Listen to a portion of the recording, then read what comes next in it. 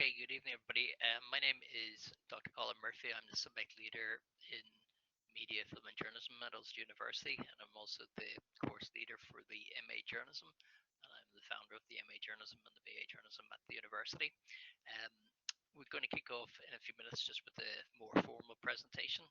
Um, but just before we do that, I don't know if you have your mics on or if you know how to use the chat at the side, but if you could perhaps tell me kind of the key things that you would like out of the presentation today, this evening, the key kind of questions you have maybe at the beginning. I mean, obviously we will address most of them, but just before we start the formal presentation, so I kind of angle it towards the kind of key questions you have on it. So I don't know if any of you have your mics working, if you want to just shout in what your key kind of questions would be, or the key areas you're looking for, or you can just put it onto the chat.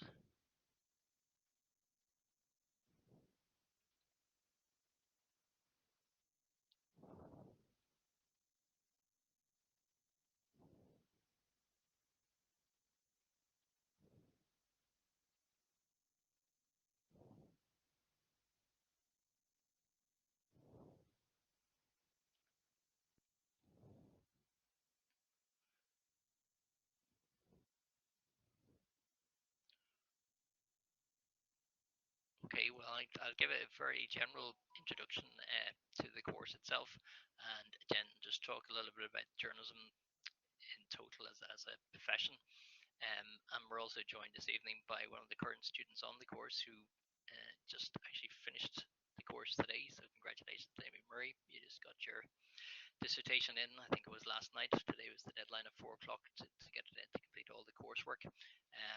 So Amy will talk to during the presentation just about the student experience and so forth, and that's usually very insightful for people who are interested in doing the course.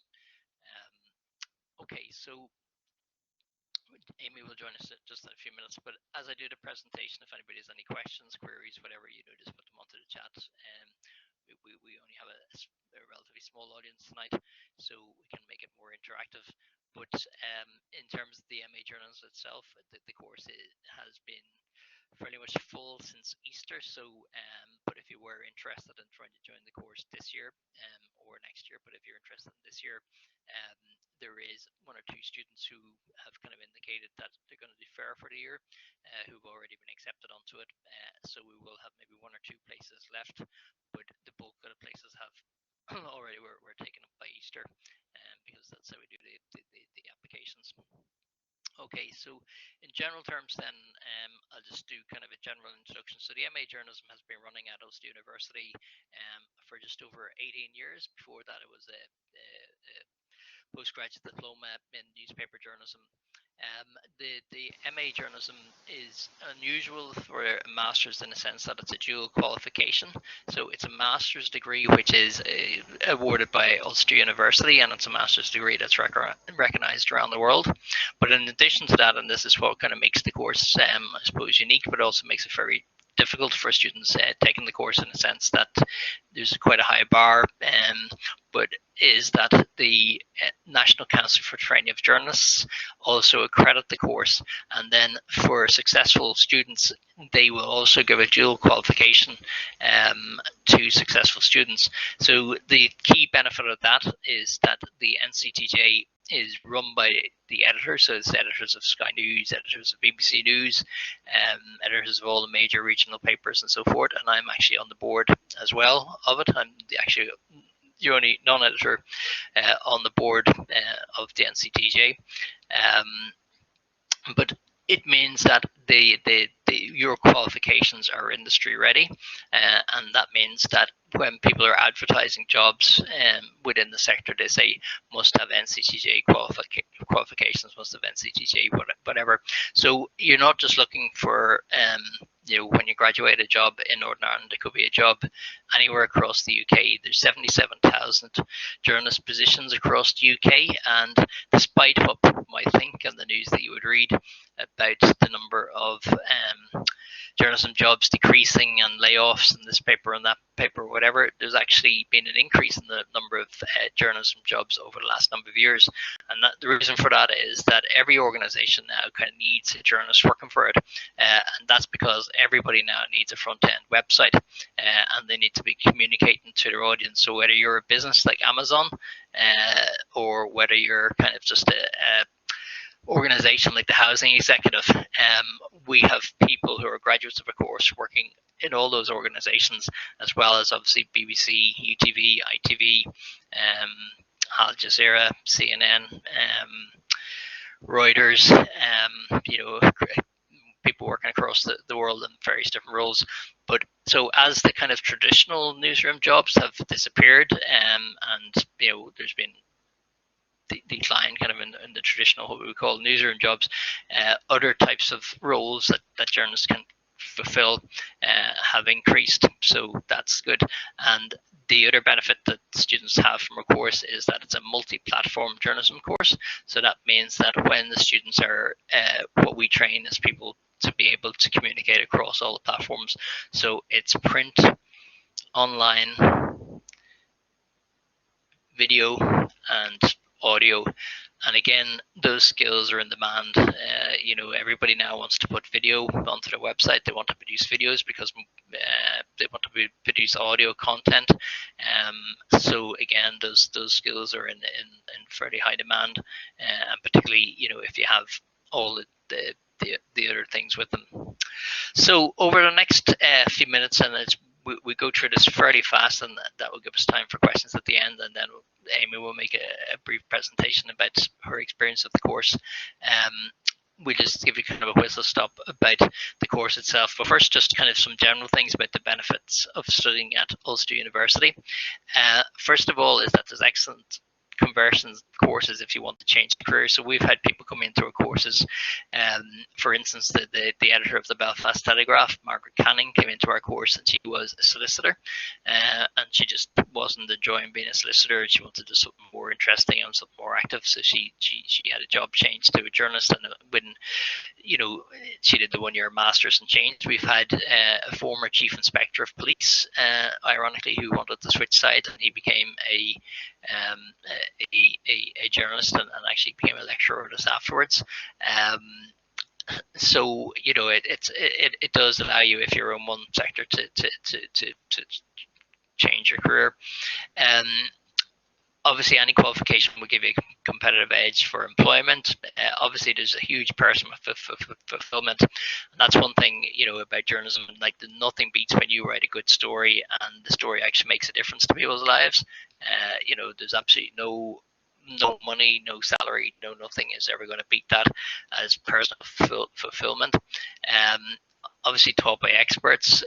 Our course it's mainly taught by 3 people, but we have kind of a wider team of about 8 people that would be kind of involved in different aspects of it. But the core team of 3 people would all be coming from industry. So myself, I'm from Sunday Times,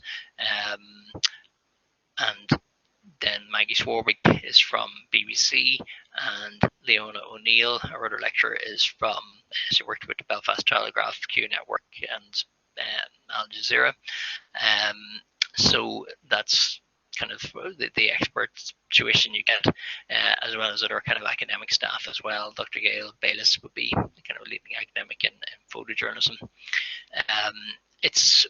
We have a very supportive study environment. So unfortunately this year, even though we didn't miss a beat this year in terms of doing exams and whatnot, and the students were able to sit the professional exams from their bedroom, which was an amazing achievement, to be able to do it. That we had the technology and whatever to do it, but it also meant that we were able to continue to give qualifications and keep people on track, so that when the pandemic, not that it's ever really going to end per se, it'll always be with us, there'll be elements of it, but when the worst of it is over, that people haven't wasted that 18 months, they actually are coming through that 18 months with a qualification at the end of it.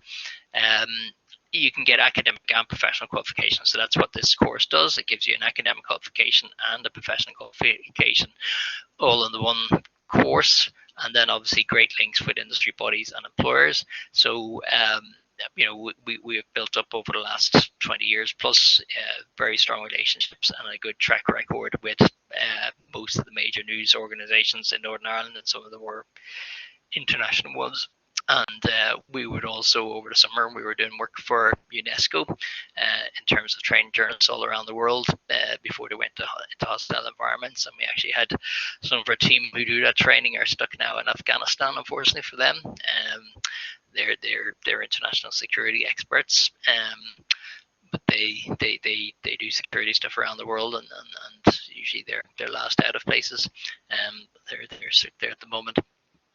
So that's kind of the general benefits of the program. The other quantifiable benefits would be, now again, we have to say, so on average, this will show you get £7,000 extra average if you have a postgraduate qualification compared to graduate qualifications.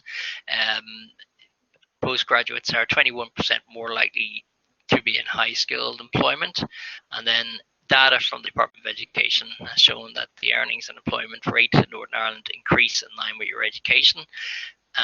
So there is a lot of benefits about doing a postgraduate qualification.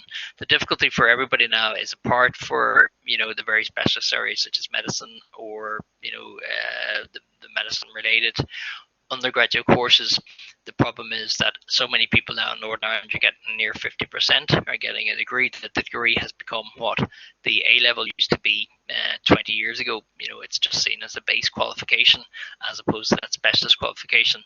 So that's the advantage of doing a master's program.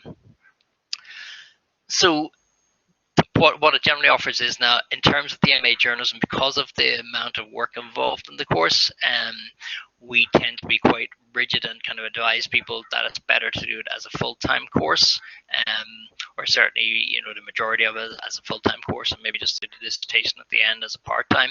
And we although technically last year we did most of the course as distance learning because we were doing it online, this year it is going back to on-campus study, touch wood. So these things won't exactly match to the MA journalism, but they do for other types of courses that you might do. But because the MA journalism involves quite a lot of heavy duty involvement, going to courts, going to council meetings, and such things like that, it is very much hands-on experience. Obviously, the MA journalism, as I mentioned, there is industry recognized, again, which is a huge advantage to the program. When you want to apply, you just apply online at ulster.ac.uk.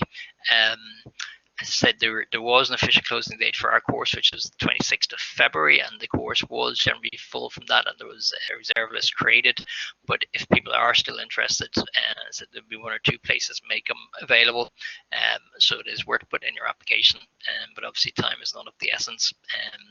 But you can think again also of next year, because 12 months still doesn't be long about coming around, as Amy will, I'm sure, admit to about how quickly the 12 months of the course goes by. So places on the course are limited. So obviously, even if you're interested in applying for next year or this year, apply as early as you can. We can process applications as they come in. Before we would always wait, but now we can process them fairly fast.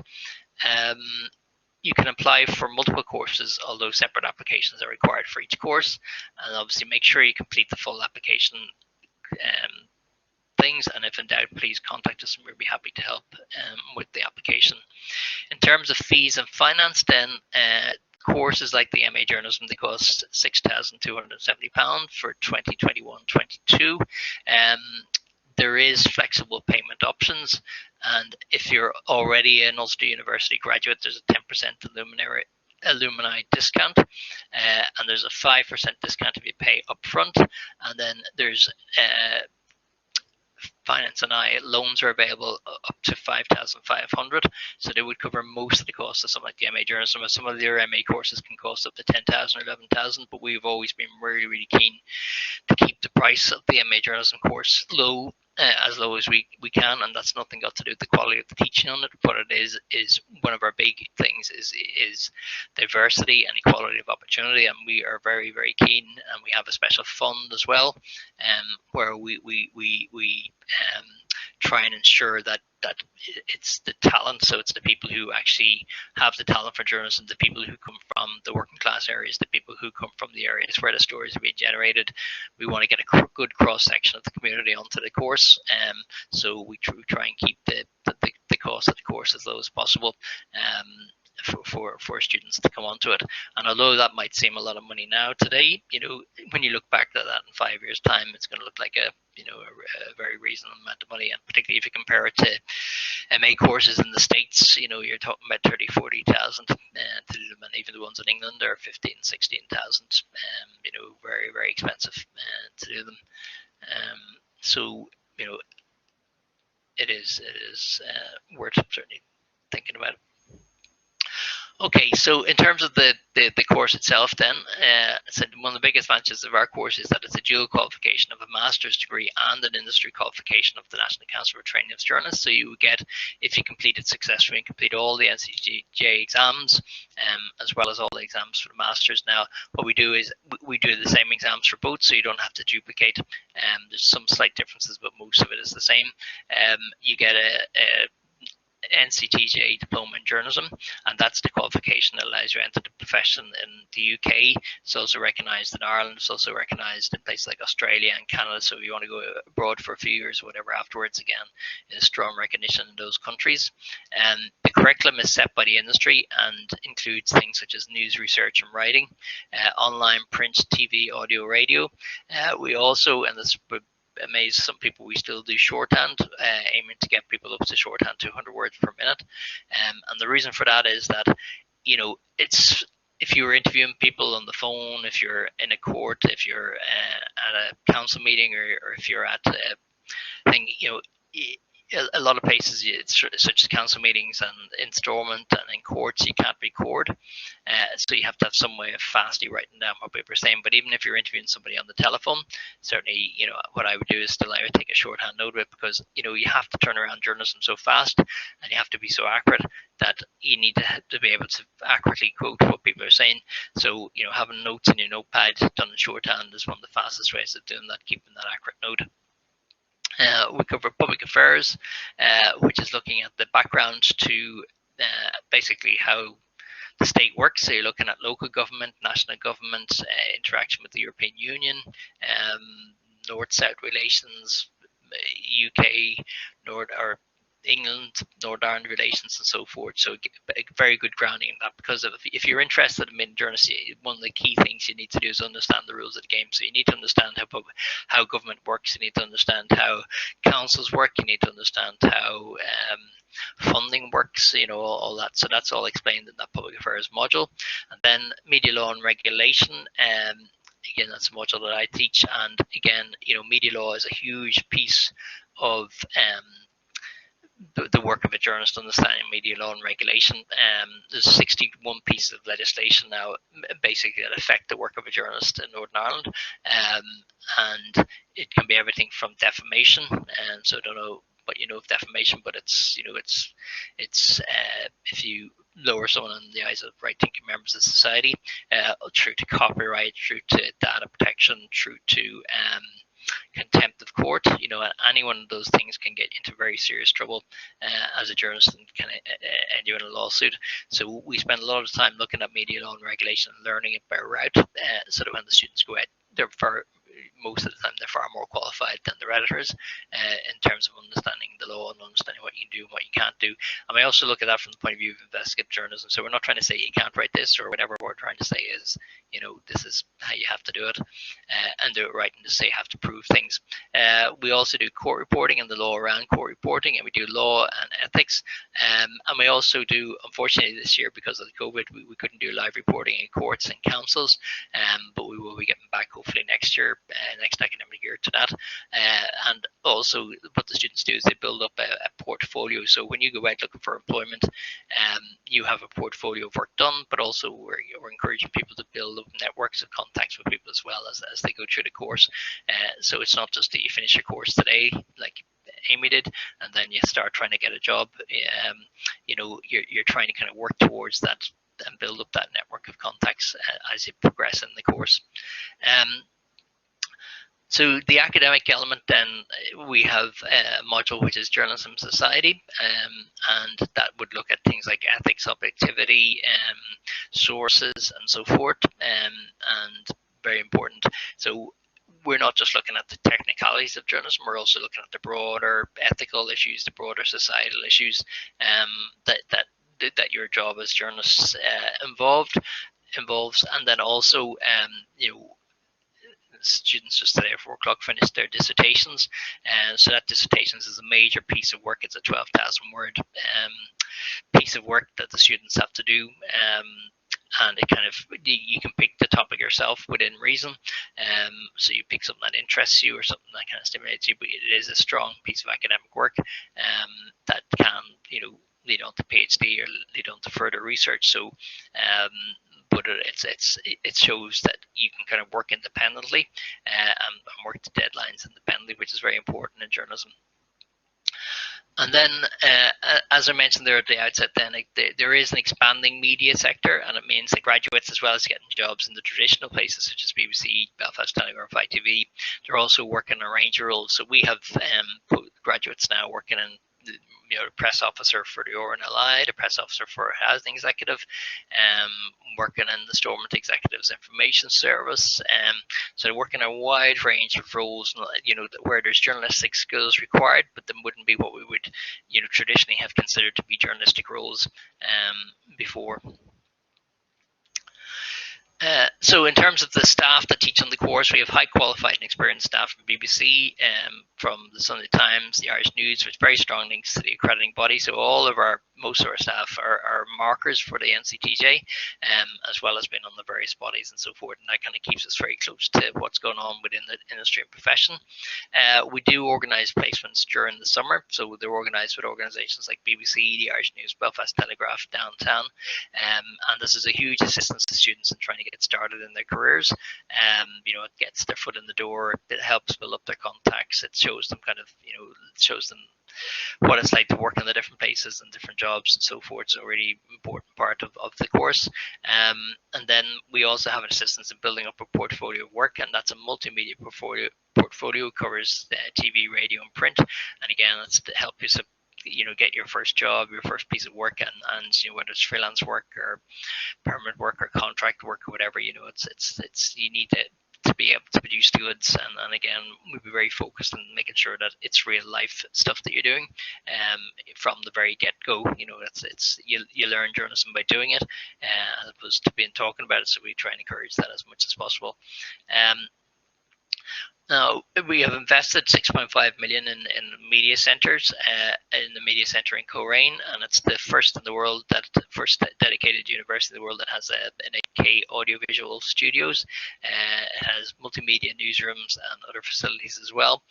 So it's really state-of-the-art facilities that we have there, that have brand new and constantly updated for it. And then in addition to that, we have built up very strong links with UNESCO, with the World Journalism Education Council, journalism, the global network of investigative journalists, as well. So we're not just kind of looking at the local picture, we're also involved in journalism education around the world, and particularly we're involved in training journalists who are in dangerous environments and trying to improve the safety of journalists in dangerous environments. So we did a big piece of work over the summer. We did a one-day piece of work there for both journalists. I mean, I think you were on that for in the forest in Coleraine for a one-day kind of very intensive workshop with senior anti-terrorist officers and the ambulance service and other experts, psychologists from the army, about journalists and working in hostile environments, and training for what happens if you come under gunfire, what happens if there's explosions, how you deal psychologically with things, how you keep yourself safe, all that. And we've done that over the summer as well, for journalists in Beirut, journalists in Gaza, journalists in Nigeria, and journalists in Kashmir. So we have built a kind of international reputation for that type of training for people. COVID-19. So again, things as I don't need to remind anybody here this evening about COVID-19, but the plan is and the expectation is that we will go back to campus life from in 2021. Obviously, it won't be as vibrant as whatever, but certainly by 2022-23 academic year, subject to the government and public health guidance in place at the time, we would hope to be kind of back in full operations. But the one thing you can be assured about is no matter what happens, and Amy will testify to this, we kept all the dates for exams and everything else, so students did progress. And if we said we're holding an exam on a certain date, despite all the technical problems and everything else, we did go ahead and do it. So there is certainty there, when about the exams, and so you can kind of plan ahead, and things aren't going to be cancelled at the last minute. So I said we can do exams from your bedroom if needs be. So if there's complete lockdown, the course just continues, and we don't stop, just like the media can't stop. We can't stop either. So you do get your thing. So just at that point there, I would like to call in Amy, if you can get your mic on, if I need to. Yeah. Can you hear me? So just give just a quick few minutes about your experiences there. So Amy is, just as I said, finishing today, putting in her dissertation. Amy has started work with BBC multi-platform. Great and well done, Amy. But she will maybe talk a little bit about herself and the course, and maybe just what it's like trying to get started in journalism, I suppose. Yeah, can you hear me okay? Yep, I can hear you. Anybody else hear Amy there? Well, I'll just sort of start talking, and if anyone can't hear me, I'll fix it. I don't know. So I did my undergraduate degree at Queen's in music, and I'd always sort of had in the back of my head that I wanted to do journalism because when I was in school, I did some work experience with Q Radio. And after that week was over, I ended up staying with them for a couple of years, and they basically just didn't stop talking about how if I wanted to be a journalist, I had to do this course down in Coleraine in Ulster. So I almost felt like I didn't really have much of a choice because everyone spoke so highly of it. I just thought, well, that's the place that I need to go to if I want to do journalism here. I was quite nervous whenever I started because having read that I was going to be doing law and public affairs, it's very, very different from everything that I studied when I was doing music as my undergrad. But the staff and all the students were created such a great community that I never really felt like I was majorly behind on anything. Everyone was very supportive. I was basically starting from scratch with law and public affairs in particular, and I'd never even heard of shorthand before I started.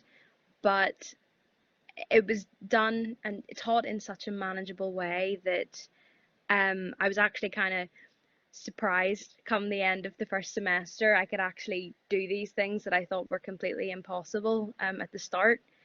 Um, One of the main reasons why I really wanted to come on this course actually was because there was this opportunity to do work experience. And I think whenever people are trying to break into journalism, work experience is one of the strongest things you can have. Um, Everyone is sort of encouraged to prepare and go through um, the interview for the BBC placements, and I actually credit that to the fact that I'm working for the BBC right now. We actually had a session with someone who does the interviews for the BBC and basically told us this is what you need to prepare, revise for it like an exam. This is what you're going to do. And if I didn't have that guidance beforehand, I really don't think that I would be going into a job straight out of this master's course. And I've been working for them for a few weeks now, and I can definitely say with like hand on heart, I have probably used nearly everything that I've been taught in the past year. Um, questions have been put to me about media law, about public affairs. I've actually used my shorthand as well, taking notes whenever I've been taking phone call interviews. So, I mean, it was definitely a worthwhile investment because I've used every single bit of what I've learned. Um, it's really quite incredible. Um, I would definitely recommend this course to anyone. It's fantastic for building up connections as well.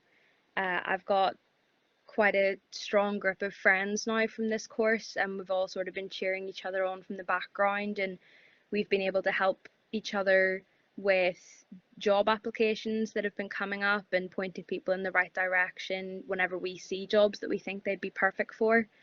And because I'd never really been around other people who wanted to be journalists, it was quite nice to be around, people who were like-minded and people who you can now lean on to know what you need to do to be able to get ahead in the field. Um, and you can definitely lean on the lecturers as well.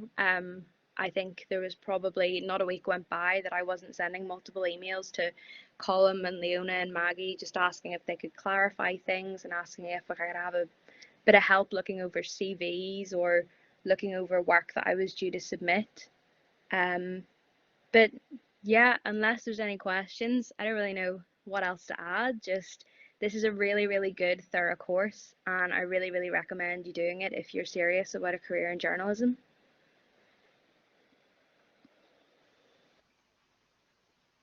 That's great. Thank you for that. Amy, you weren't paid to say all that, so that's great. So any questions for me or Amy? If you want to, you can put them there on the question, on the text question there if you want to send them.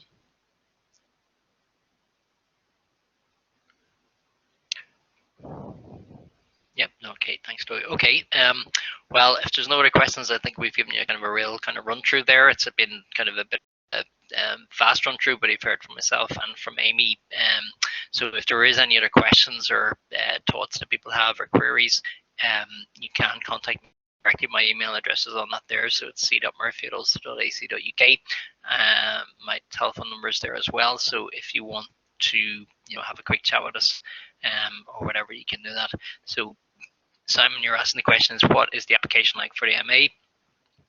And what are the entry requirements? So that's a good question. I don't think we actually cover them in that thing there. So the application form is fairly straightforward. It's the standard university form.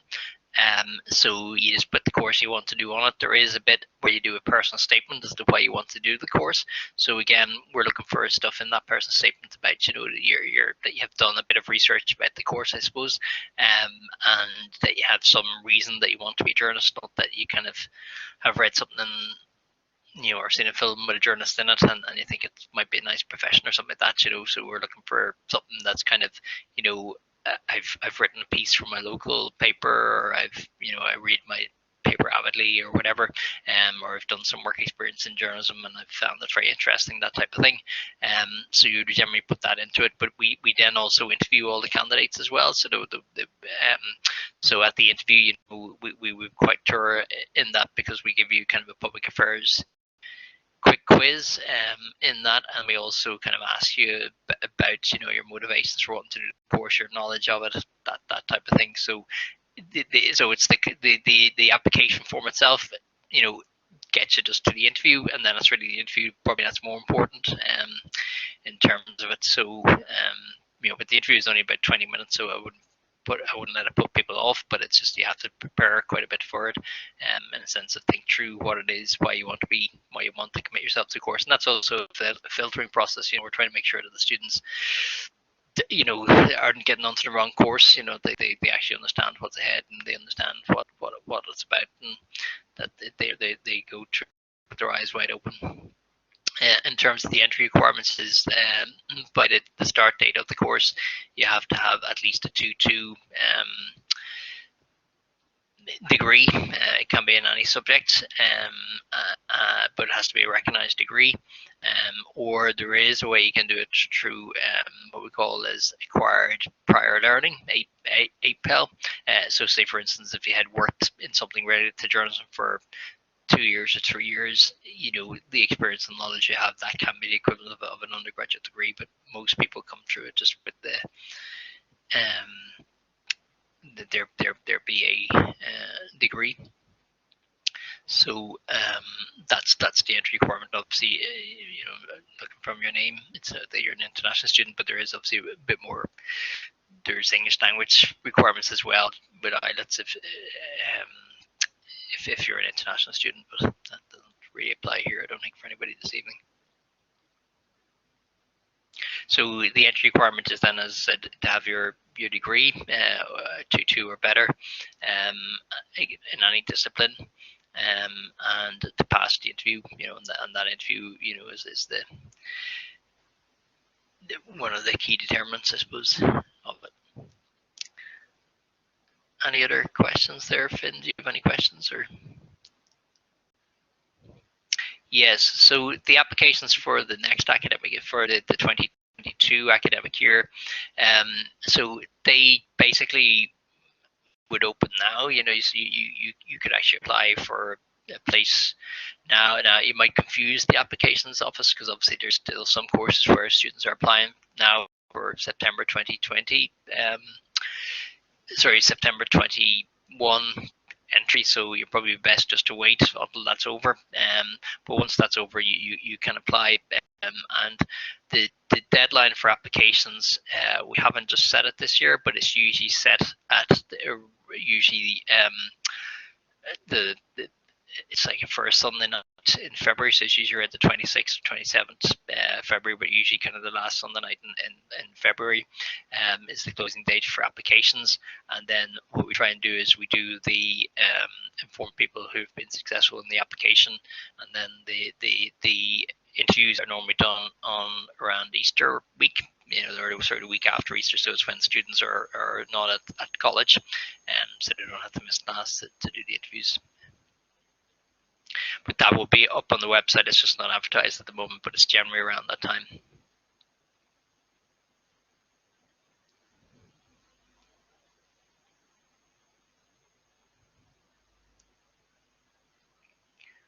Okay, any other questions on that? Okay, well, as I said, if people have any questions, queries, whatever, don't hesitate to get in contact with myself. My email address is there at c.murphy@ulster.ac.uk, and we're happy to talk, or any questions, no matter how ridiculous or silly or whatever it might seem. Ask us the questions. It is a big investment of your time and money, to do our course, and we're only interested in people doing our course, who really want to do it and who are really going to benefit from it, and who can go and get stories that people are really interested in, and get stories that are important, and bring those stories to life. That's what we kind of aim to do in the course. Okay, well, thank you very much, everybody, for your attention this evening, and thanks to Amy for coming along, because I know she's had a busy few days getting her dissertation done, as well as trying to work in BBC and everything else. So thanks again, Amy, for coming along, and your kind words to everyone in the course, much appreciated, and for giving the insight to the other potential applicants there as well. So with that, unless there's any other questions, we'll close off, and as I said, we're here if there is any queries or questions on that email address or that telephone number that's on the website.